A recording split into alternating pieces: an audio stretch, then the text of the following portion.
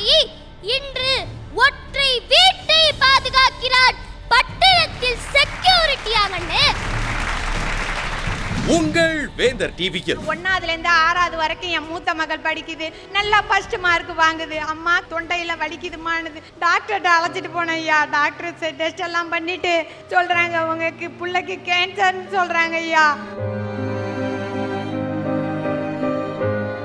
Operation பண்ணும்போது சொன்னாங்க குரல் வளைய கூட பாதிக்குமா அப்படின்னு சொன்னாங்க.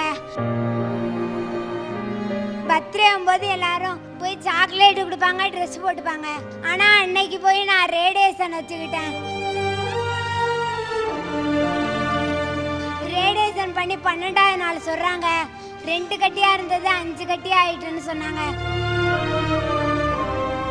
CRI பம்ப்ஸ் வழங்கும் கே பாக்யராஜின் இது உங்க மேடை வரும் ஞாயிறு காலை 9 மணிக்கு.